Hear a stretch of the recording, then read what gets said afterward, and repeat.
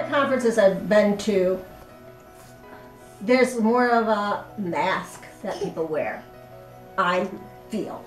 Well, just, I mean, to be able to just be myself 100% surrounded by everybody who has ADD, then I can, you know, I really don't have to feel bad about, you know, misplacing my room key, or, you know, like I know that like nobody is going to judge me for misplacing my room key. Yeah. You know, and so it's, there's the pressure of life, it was lifted. It was lifted completely. For me, my favorite thing was the whole atmosphere, was being in the atmosphere of being with the tribe. Right.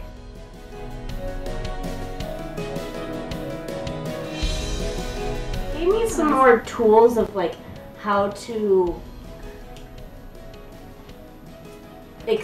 describe how I work to other people without ADD.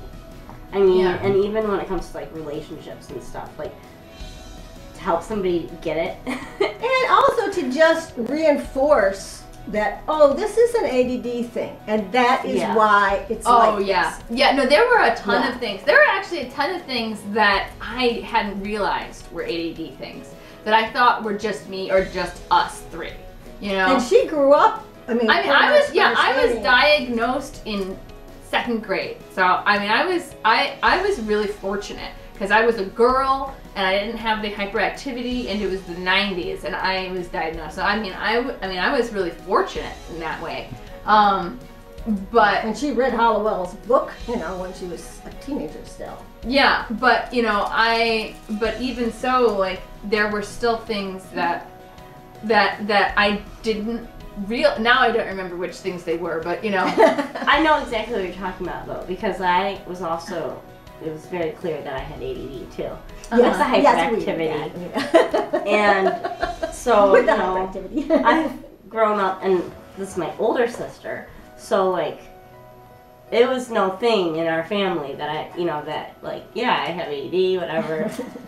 Yeah. But yeah, there's a lot of things that you kind of, I remember realizing, like, oh, okay, it's not just a weird issue I have or thing, like it's like this kind of comes along with the territory of ADD.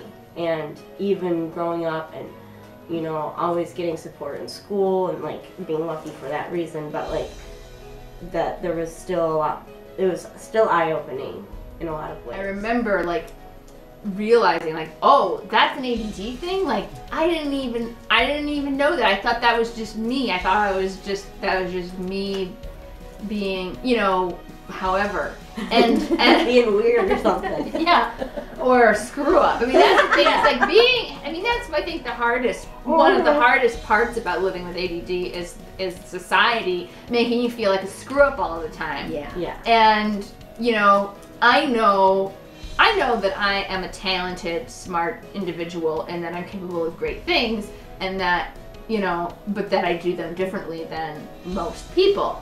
But it's still really easy to end up feeling like a screw up in a world where everyone says, why did you forget your keys? They were right there.